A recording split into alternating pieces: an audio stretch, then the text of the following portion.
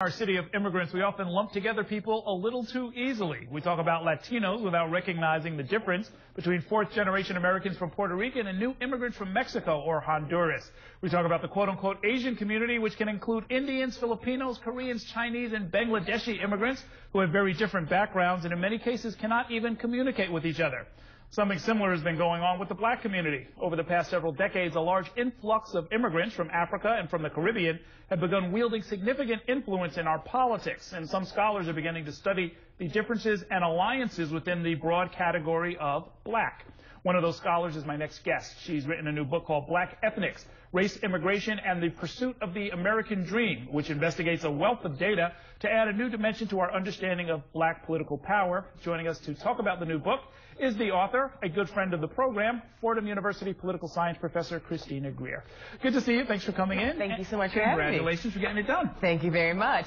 Now, why up until now has there been this lack of a three-dimensional study of black immigration? Because I'll show the numbers in a minute, but there's a lot of immigrants. Right. And again, you know, at least when it comes to, say, the Latinos, we understand it's like, you know, a Dominican engineer is very different from a Mexican, you know, migrant worker. Right. Well, for so long, I mean, we do know that scholars, especially in New York, and many scholars of the CUNY system in sociology and political science have looked at Afro-Caribbeans and black Americans.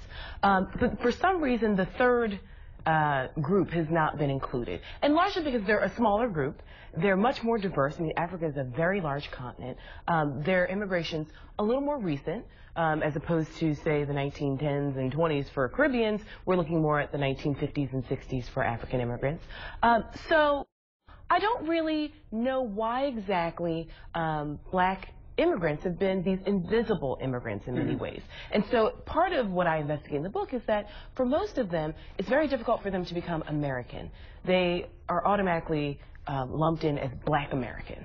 So they're not looked at as immigrants, they're just looked at as black Americans, even though they have a totally different history and in many ways, as I argue, different concepts of an American dream in some ways. Yes, very interesting. Let's look at some of the raw numbers. We pulled, this is one of the many charts in your book, but just from 2000 to 2009, meaning in the last decade roughly, there are 3.2 million black immigrants to the United States. That number has grown by 34%. African immigrants, about 1 million. Afro-Caribbean immigrants, 1.7 million. But look at that percentage. The African immigration rate from the continent, straight from the continent, 88%.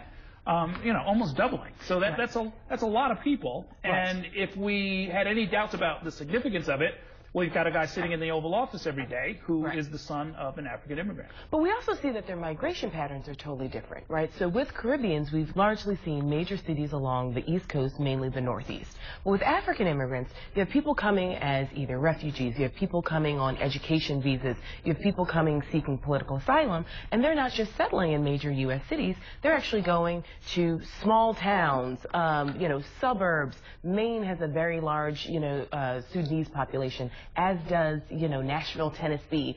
So we're seeing, you know, the outskirts of St. Louis with Ethiopian populations. So this also makes it a little more difficult to assess kind of the significance of African groups coming to the United States. Some of that, of course, are accidents of history, right? Because we have this phenomenon of chain migration, right? One group comes for whatever reason, a bunch of students or whatever, refugees even, and then family members, and then stories go back to the home village. And settlement.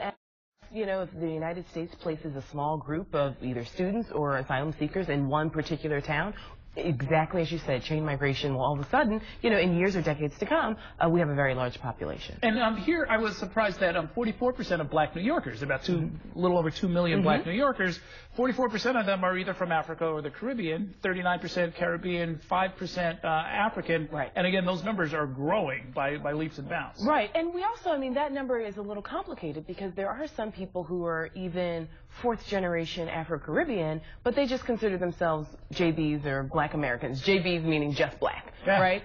So if we really think about the longevity of this immigration, the numbers and percentages could even be higher. Yeah, no, I mean, the complexity is unbelievable. I mean, you know, it's interesting. Carl Heastie, who's the head of the Democratic Party in the Bronx, I happened to be at an event with him recently, and we were sort of talking about some of this. I was reading the book, and I said, hey, you know, I was curious about what you think about this phenomenon, and he said he considers himself Jamaican, although his parents from Jamaica, his family from Jamaica, raised, well, they moved from Jamaica to the Bahamas, and then he gets here, and now he's American, and so you could pick any number of different categories. Right. He's Jamaican, he's Bahamian, he's Well, from the Bronx. We also know that for many African and Afro-Caribbean migrants, it's a multi-stage migration process. So you may leave Jamaica, but you may spend a few years in the Bahamas or decades before you even make it to the United States due to social networks, finances, whatever it may be. So I think it's also, many people don't necessarily conceptualize themselves as black coming from a black country, except for when they get here and someone says, oh, so you're black American, and that may not necessarily be what they've ever thought. Now, to get to the guts of it, I mean, you study a group of people who are all members of the same union, Local 371. They are mostly social service workers all across many different agencies here in the city. And you get their opinions on what I would consider, I guess, American dream questions. You know, when you get ahead, you ask about a lot of specific policies, but broadly you're trying to find out who's optimistic about the future, who is... And intra-racial attitudes, right? So how they feel about one another. And the reason why I chose a union is because, well, one, I love unions and love supporting unions, but two, I wanted to have controls for class and education. So I didn't want to have doctors and cab drivers and nannies and refugees, because then I thought maybe some of the class issues would complicate some of the intra-racial So these are people who do roughly the same Roughly the same thing, and it's a highly educated population. And generally speaking, you find that there's sort of a more starry-eyed, if you want to call it that, optimism that comes from the most recent migrants directly from Africa. Right. And so what Ruel Rogers, who's a great scholar at Northwestern, argues is that, for many Caribbeans, they have an exit option. Whether they choose that exit option or not, it's still there. You can always go back home. You can always go back home. And so for many African immigrants, that option isn't really there. You may send money back home, you may visit home, but to go back and live in your home country is probably not an option. So you're going to make it work. Whatever happens here, you are going to find a way to sort of either economically, socially, mentally, whatever it may be, you'll be happy here. And you also note that many of these newer immigrants are also doing what immigrants often do when they're black immigrants, which is basically try to figure out some way to not be at the bottom of the social scale, meaning that they're going to, in some cases, opt to be what you call, quote, forever foreign. Right. And so what many scholars have argued is that when people come to the United States, the first thing they want to do is shed their immigrant label, right? They want to assimilate as quickly as possible. But what we found through the data, and what I found, is that this is the first time we're really seeing black immigrants say, no, I'll stay foreign for I'll keep the accent. Right, exactly. And so the forever foreigner moniker is usually attached to Asians, where Asian Americans who are ninth generation Asian are still looked at as foreigners, right? This concept is people choosing to identify as an immigrant for fear of being placed as a black American. They just, knowing that the